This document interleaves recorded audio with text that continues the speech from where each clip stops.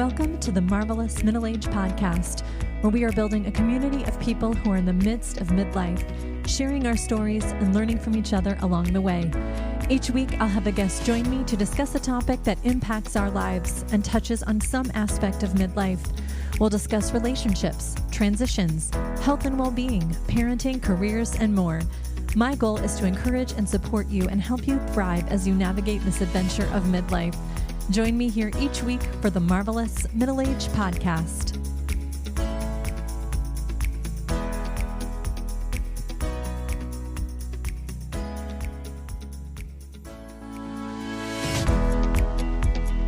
This week on the Marvelous Middle Age Podcast, I'm speaking with Meredith Van Ness. Meredith is a licensed psychotherapist, life coach, and sleep behavior specialist with over 20 years of experience. She founded Balanced and Well Counseling and Coaching and Meredith Van Ness Therapy and Consulting to help women ditch self-doubt, create space for self-compassion, and step into confidence. Her work spans private practice, community organizations, corporate wellness, and social media, inspiring women to lead more confident and fulfilling lives. In this episode, Meredith and I talk about a gentler start to the new year, including creating a simple plan for self-care and managing anxiety. Meredith shares how to focus on these areas with simple practices like mindfulness, moving your body, practicing gratitude, and more. Meredith Van Ness, welcome to the Marvelous Middle Age Podcast. Thank you so much for having me. I'm happy to be here. Well, I'm very happy you are here as well. I promised myself I wouldn't go too overboard with the fangirling today, so we're going to get to that in a moment. I am just absolutely ecstatic that you are with me today. This episode is going to bless so many people who are listening, and I'm just so glad that you're here. Before we get started, though, I would love for you to take a moment to introduce yourself and just share about yourself, what you do, any other tidbits you'd like the listeners to know. Perfect. Yeah. Well, again, thank you for having me. I love being on podcasts and just, getting personal development and mental health awareness and talking about real stuff with real people, I think is just so important for all of us. And especially on our topic today about self-care and the new year. So I'm happy to be here. I'm a licensed clinical social worker. I have been a therapist for 20 years, which is definitely dating myself. And it's perfect for this podcast because this is the marvelous middle middle of life, right?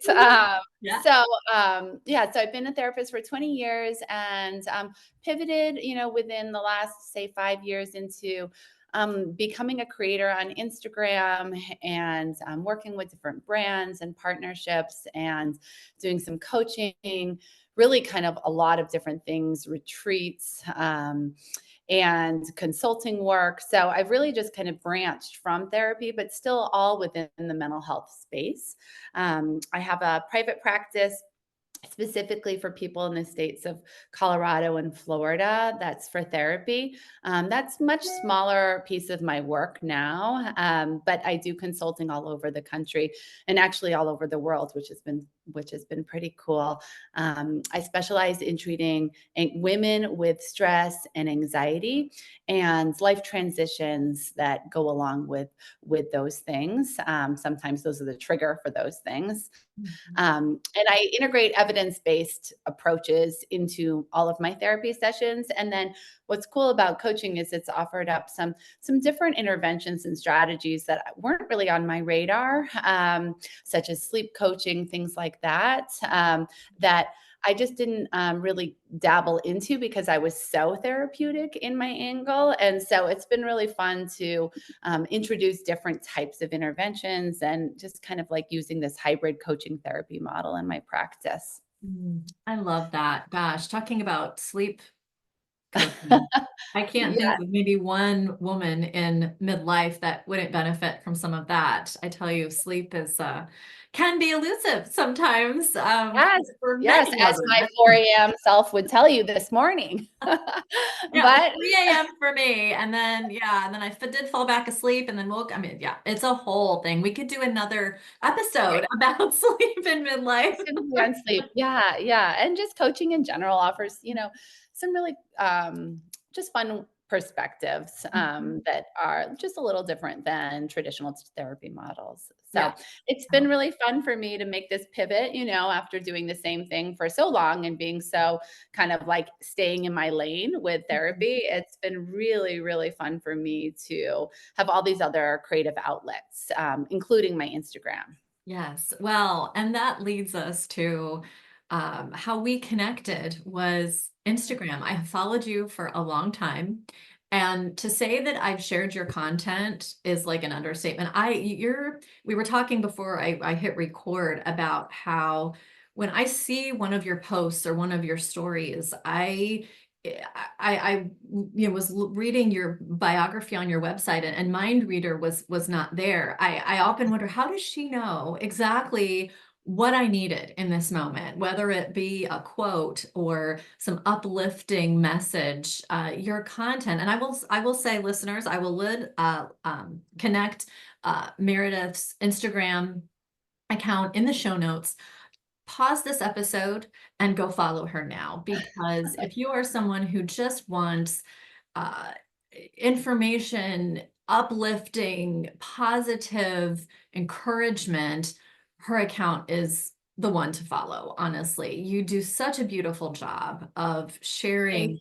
Yeah, it really is. And I think I might have messaged you, and that's how we connected. But your Instagram is just one of my favorites. And again, I just encourage everybody to follow you, what you're putting out there in terms of content. And then I think I also subscribe to your self-care club as well. And so getting to see the different fun Good. polls, Good. challenges Yeah, that you're yeah, doing, it's just yeah, it's fun. And to know there's other like-minded people out there yeah, who just want to really focus on their well-being is awesome. yeah. So, Yeah, the Self-Care Club is, it's the broadcast channel. So mhm, it's like yes. a totally free Yeah. channel Yep. that's, I'm not really sure like what the point of it for Instagram is, but it is a really fun way for a creator to get to know her followers in a different way than just through the DMs. And Yep. it's, I really post on there like surveys and polls and information on there that I don't necessarily always post on my stories. So it's been fun. It's great. It's great. Yeah. It is really fun, and it's just encouraging to know that there's people out there focused on this and that you're focused on it. And you're right. It's a great way to connect. I think it's Yeah. great. So, well, that is awesome. I am so glad you're here today. Today, we're going to talk about easing into the new year, focusing on self-care, putting some plans in place, whether it has to do with anxiety, building confidence, and whatnot. But when you think about just generally kind of a gentler start to the new year, or easing into the new year, what does that bring to mind to you, or what does that look like for you? Well, it's funny because I did just post something on my Instagram page about that a few days ago. I think we go into the new year with these, and hopefully ambitious, and we set goals or intentions that we want it to be a good year. And that is amazing. And there's, great benefits to doing that. But I think there's also an added pressure on us because it's a new year of, okay, better get in line. And the winter can be really hard for that. I mean, I live in a very cold and dark place in the winter, and it's not as motivating to, like, if my goal is to walk every day, it's honestly harder for me to get out and walk every day in the winter. So Mm. I think we need to be aware of the time of year that we're trying to set all these resolutions and goals for, and ease in a little bit more gently might look like, okay, instead of going for a walk every day because it's beautiful and 70 out, and maybe your listeners live in those places, so that's amazing. But Colorado is not that way right now. And so, it's like saying, okay, well, what is realistic? Maybe it's 3 days a week, or maybe instead of exercising in the morning, which is what I typically do, it's saying, okay, guess what? I'm going to carve out some time at the end of the day when it's the warmest time of the day, because that's more of a realistic time for me to get outside. So, picking things that align up with our actual lives, not with this kind of, like you said, like a highlight reel of what we want our lives to be like. I completely agree. And I'm really glad that you clarified that. I think I want listeners to know that we're not saying not to set goals or not to have plans or intentions or any kind of things like that. I do that myself. I set myself up for some goals in the new year each year, things I'd like to accomplish. But I think what I've changed about those goals is exactly what you were saying, is that I've made them more realistic. And more customized to my lifestyle and the time of year. I'm with you. I live in a very cold climate. I live in the Midwest in Iowa. And so right now it is, like the high is 20, right, in the day. So going out in the first thing in the morning when it's like 5 to do a workout outside is just not realistic. So how could I tweak that? Is it a different time of day? Do I go in, into the gym, or do I, how do I make that work for me in this season? Whether it be the actual season of the year, or maybe it's a time of life where work or something at home or kid things or whatever is really dominating right now. How do I a little more gently give myself some margin to focus on my goals, but not that super aggressive kind of hustling, go-getting mentality? So Yeah. And that's, I think, really what the definition of self-care is it's not an indulgence. It's not some huge big goal. It's everyday practices that make us who we are. And, that if someone's goal is to work on their self-care, then this is a great podcast to be listening to right now. Self-care, I really think, is kind of the fundamental root of self-confidence, of self-trust, of knowing who you are. And so picking the right self-care actions that really line up with, what makes sense for you. And you're right, that's this season of life, this season of where we are in the year, there's a lot of considerations. And, when someone makes a self-care plan today, or in the future, it may look very different than their old self-care plan, or it might look different than the self-care plan that they can make in another 10 years when maybe they have more flexibility with work, or kids or jobs. So we have to really be mindful of what works for the person, not like a generic self-care plan. Exactly. And again, thank you for clarifying that too, because I believe that we have to kind of hold those plans a little bit loosely and be willing to flex based on what's going on, and being rigid about it or beating ourselves up because we didn't do the 10 things every day that we said we were going to is just ridiculous. And it sets you up to immediately not feel like you've made progress. Small steps over time is what makes big progress. And again, nothing wrong with setting a big audacious goal that's huge. Absolutely.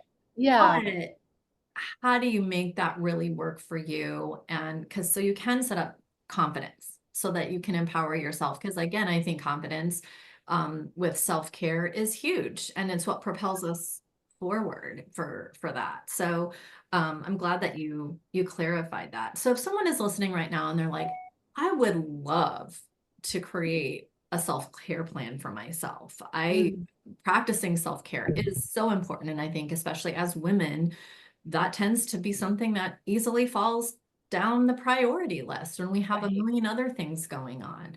Can you share a little bit about how you would encourage someone to get started? Is there anything you would say would be kind of a first step to starting that self-care plan process? Yeah. Well, and I think we line it up with our goals if we're setting intentions or goals for the new year with, what do we want the outcome to be?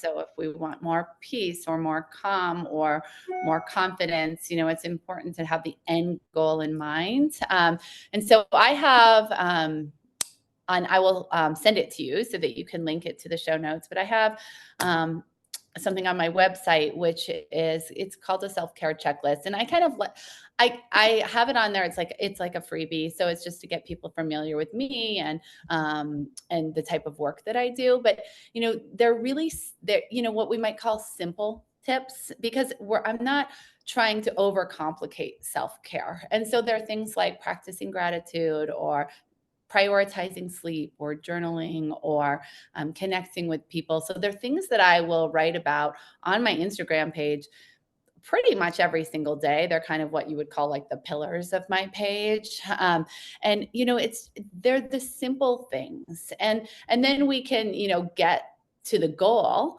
but we have to start simple in order to get to that. What is the end goal that we're looking for? So, I will reference that. And if you link to that, people can see what some of those simple tips are, and we can talk through some of those. On this guide, it's really the things that work for me. And what I found, which has been so validating and normalizing through my Instagram page, is that what works for me. Now, it doesn't mean that it works for everyone, but it also works for a lot of people, because, I'm trying to break things down into simple steps and habits that people can actually implement. Like, it might be like, connect with your friend today, right? Or share this post with someone who is meaningful to you and your provides meaning for you in your life. And so, we really want to concentrate on simple, like you said earlier, small steps make the biggest difference. So, but it is helpful to know what your why is, if you're setting a goal, and build from there.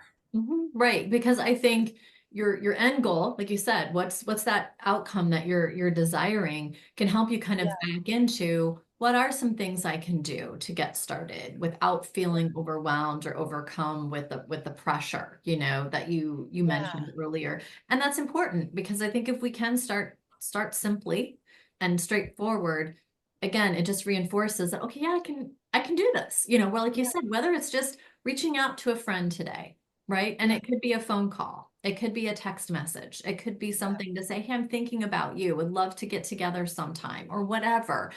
Just, that's what I did today. And it feels good. And it feels like I accomplished something.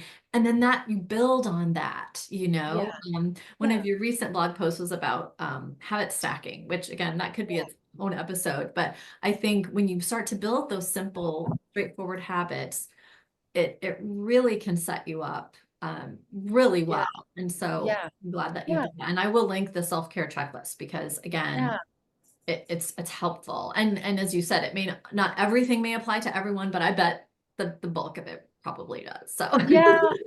And I try to keep it, with things that are attainable. The kind of like, if we're talking about goals, and someone was downloading that guide, kind of the goals of that guide for me, which really, I don't really use the guide anymore. It's just become a part of my life and who I am. But it was really to kind of ditch that self-doubt, to build confidence, and to feel like I trust myself to make decisions that are good for me. So, if those type of goals are things that resonate with your listeners, then that would be I think self-care is a great place to start. And if we're talking about goals, self-care and creating a checklist is a great goal to start with. Right. Too. Create your own checklist, right? Use yours as a guide, and note where, yep, I can do this one, or I might need to tweak this one a little bit, or whatever. Make that your first step, just creating your own list, and then deciding how you want to kind of live out those things in your day-to-day life, and be on your way. And being realistic. I think like we're talking about that too. Like, how are you realistic with yourself? Because, the average, what is the day? I was going to look that up for this. Have you heard of Quitter's Day? Oh, yes. Yeah. Yes. I Yes. can't With remember what resolutions day. and yep. Yep. It's Yes. some insane statistic about the percentage of people. I know I read something and it was last year when I read this, but something to the effect that by like the second week of February, Okay, wait, 60%. actually, I just Googled it Okay. since What is that? it is Friday. It's this Friday. Okay. This Friday. Yeah. Yes, it's January 10th. So, Yeah. like, I believe oftentimes it. if people set a resolution or a goal that's just too big, Yeah. people then start saying, "Well, I can't do it. This is too hard. It's not realistic. Do I really care about this?" And that's when kind of that self-talk or that self-doubt gets in the way, and so people just quit. So if we pick Right. little things to work on, Mhm. then people have a better chance.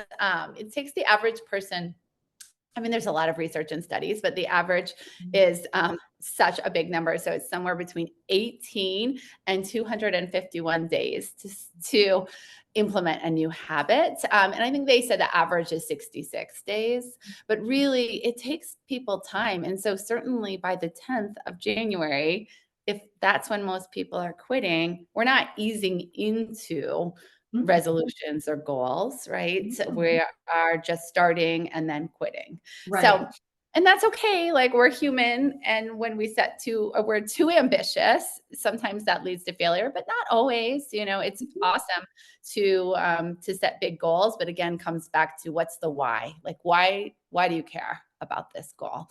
Right. Um, I and totally agree with that. Yeah. The why is critical.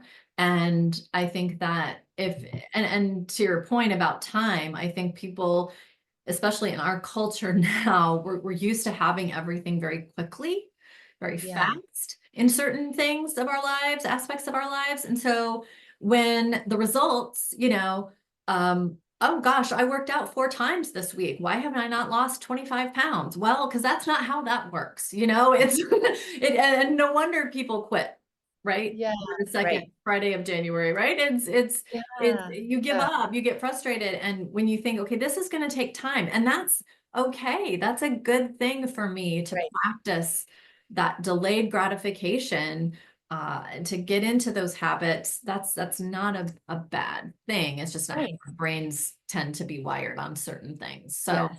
I get And it.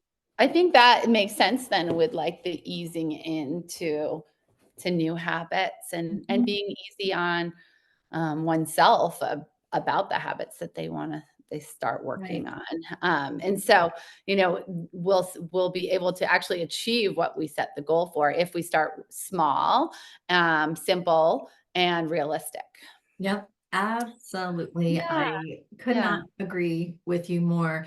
You talked also a little bit about anxiety and setting yeah, yourself up or creating that plan to help manage anxiety. And I know so many people, and I would lump myself into this category that yeah. I'm not formally diagnosed with anxiety, but I think a lot of us are operating in more of that high functioning anxiety Right, category where we can function in life by all outside appearances. We look like we've got everything together. We're organized, we're cheerful, we're good. But inside, we might be feeling some anxiety around certain aspects of our lives. What would you say to someone who might be feeling a little bit of that in the new year for whatever reason? How would you encourage them with that?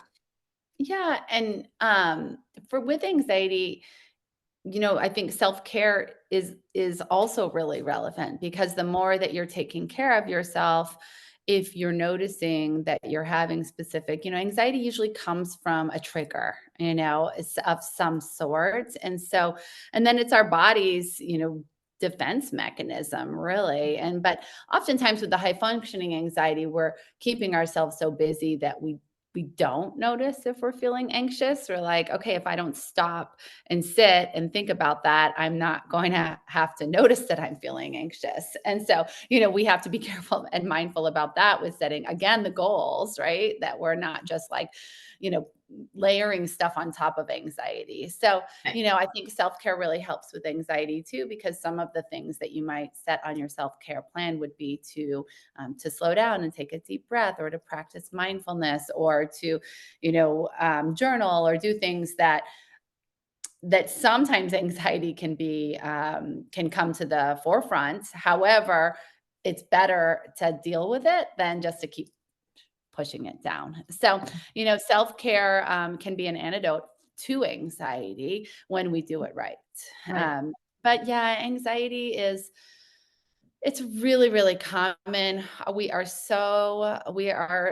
just, our culture is so based on hustling now and doing a million things, that it's hard for the average person to not feel a little bit of anxiety, whether or not they're diagnosed with an anxiety disorder or not. Mhm. So Absolutely. it's very normal. You and I can both, sounds like, attest to that. Right, right. And Yeah, I agree with that. And I think that having some practices, as you mentioned, in place, some coping skills, if you will, or some techniques, some things that you can go to, having a short list of things, whether, like you said, it's journaling. I know I find journaling really helpful, or meditation, or, if you're able to get outside for 10 minutes in the peace and quiet. yeah, I attended a workshop recently where I'm always in my car, either listening to music, a podcast, the news, whatever.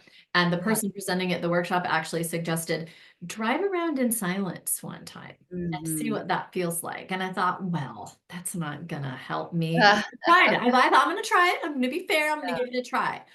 And I thought, I don't even remember the last time I didn't have something going in. And I'm a podcaster. I mean, I would tell anybody, like, listen to my podcast, right? right. I want people to listen. But having that quiet, and it was just a 10-minute, I was running errands and I was just 10 minutes in the car. I can't even express how much more calm I felt.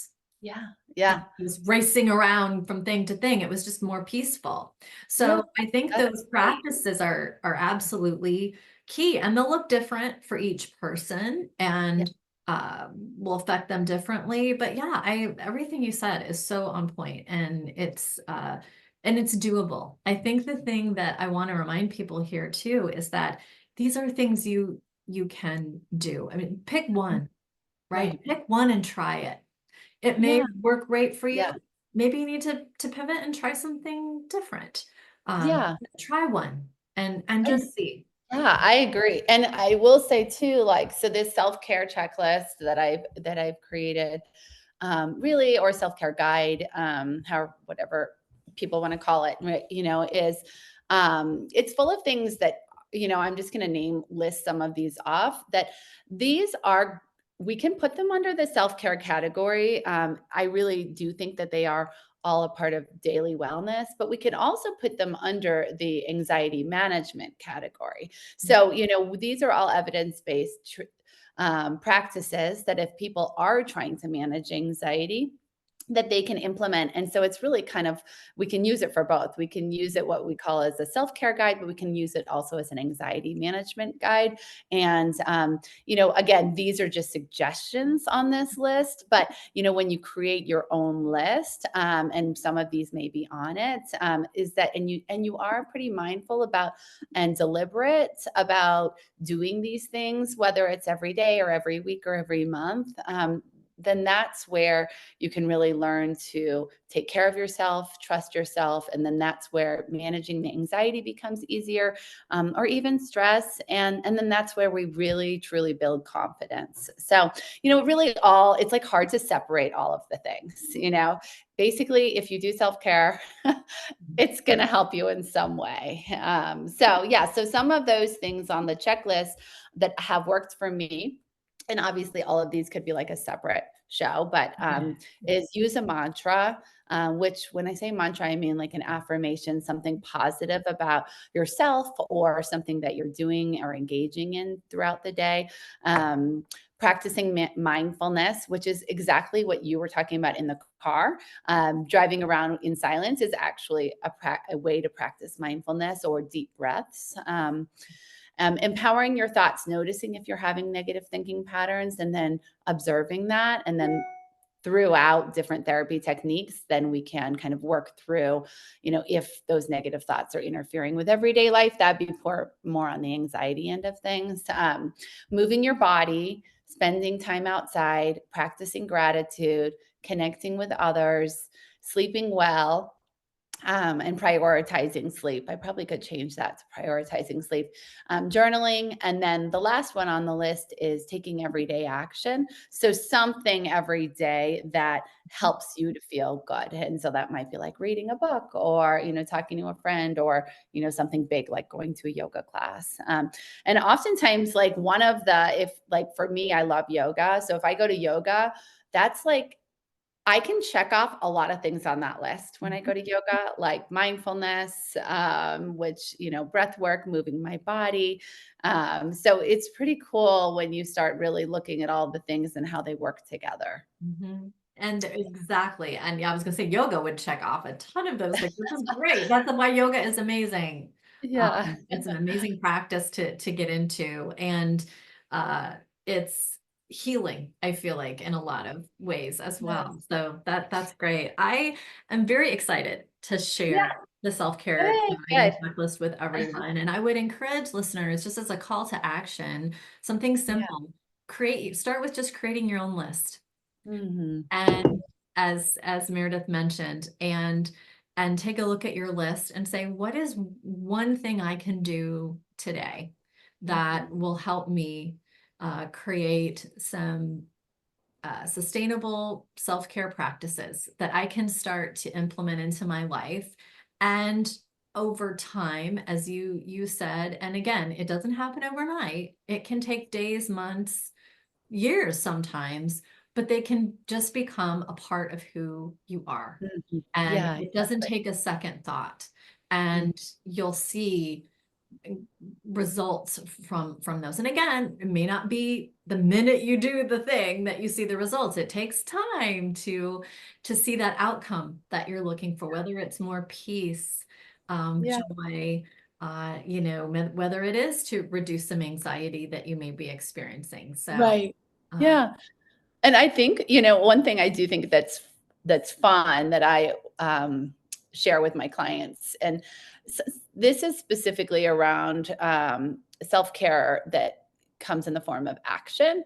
So if you want to notice if the results are working like sooner than later, and you want to have something to keep going, it can be really helpful to ask yourself, like before you do the thing, and then during the thing, and then after. So let's just use the walk since we were talking about walking earlier in the podcast. So let's say someone's goal is to walk and you're like, oh, it's cold out. I don't want to go outside today. So check in with yourself before you go on the walk. How do I feel? Like, what am I feeling about this walk? During the walk, oh, wow, it is cold, but it's okay. It feels okay to move my body. I'm just using myself as an example. It might also feel like, oh God, it's cold and I'm not really enjoying, yeah. right? Like that's okay too, but just notice what's happening. And then after the thing, so if we're still talking about the walk, notice, how do I feel when I said to myself, I'm going to go on this walk for 10 minutes and I actually did it? And then how do you feel? Do you feel accomplished? Do you feel like it was worth it? And make sure that it really resonates and aligns with you. Because if you're just walking and it feels terrible and you didn't really enjoy it, then we need to pick something else. But oftentimes after, even if it's hard during, we actually feel better.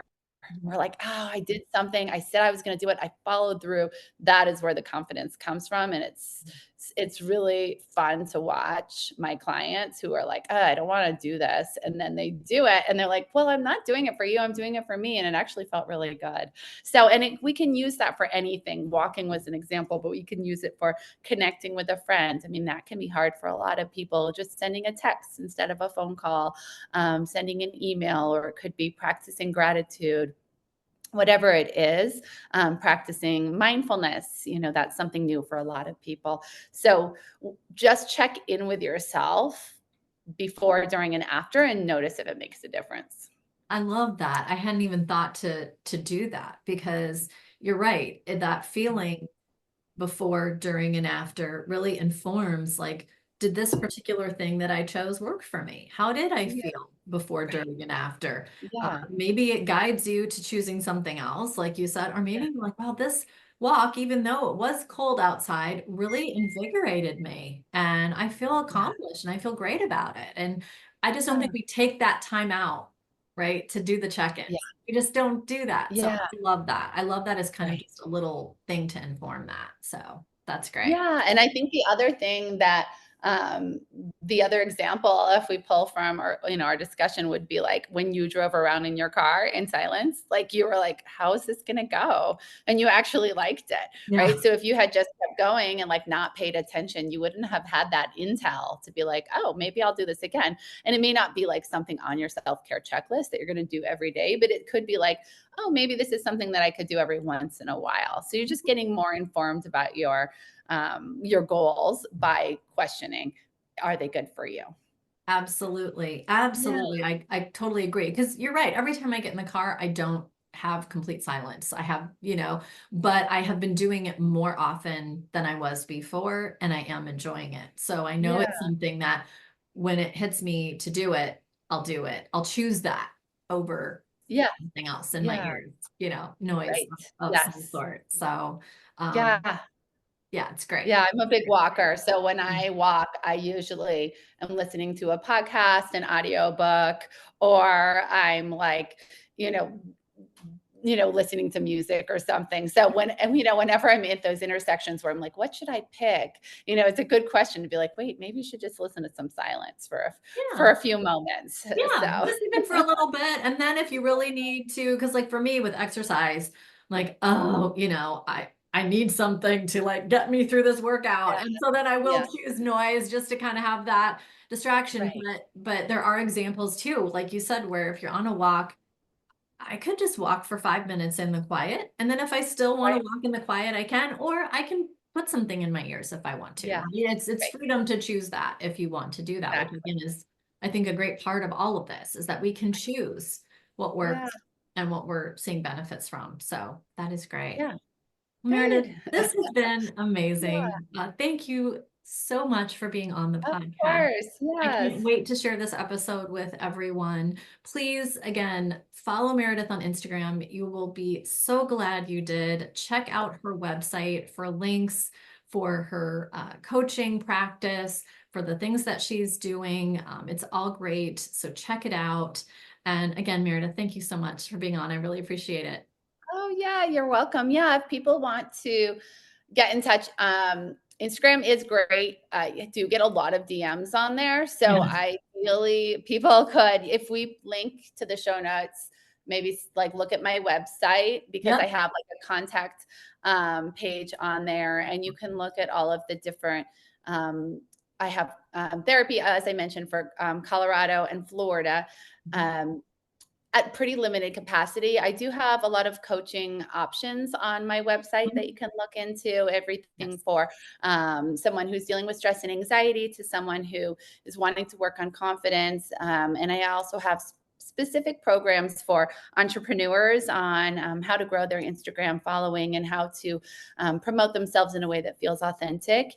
And so that's fun too. And then I have a course on there. It's called Empowered You, and it's specifically for women wanting to ditch the self-doubt and really gain control. We talked really briefly about it in the empowering your thoughts part of the self-care checklist, but as soon as you can kind of be aware of the negative thinking patterns, that's when you can shift those into something more positive, and that's what that course takes on. So lots of Yeah. options to Oh, check out. Yeah, so the website's probably the best resource, and yeah. then sending me an email. Right. Email is best. Right. I Yeah. can't even imagine how many DMs you get on Instagram. It's just got to be insane. So yes, there is a contact form on Meredith's website that you can fill out and articulate, what you're interested in, how you'd like to connect with Meredith for coaching or any other services that she provides. And I would encourage everyone to do that because yeah, there is what I really like is there's just a lot of different options depending on what season people are in their lives right now, and they can find something that works for them. So that's great. Yeah. Love it. Obviously based on availability. Of course. Since Right, I'm only right. one No, person. we're not gonna take on the world here. Right. There's only so many hours today. Yes. I feel you on that for sure. Yeah.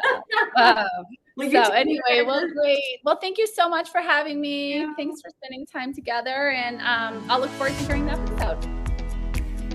If you're enjoying the podcast, please follow the show to make sure the latest episode is on your podcast feed each week. I would greatly appreciate a rating and a 5-star review on the podcast platform you're listening on. It helps others to find the show. If there are topics you'd like me to discuss on the show, please email me at themarvelousmiddleagepodcast@gmail.com or direct message me on Instagram at Nicole Stute. Thank you for listening.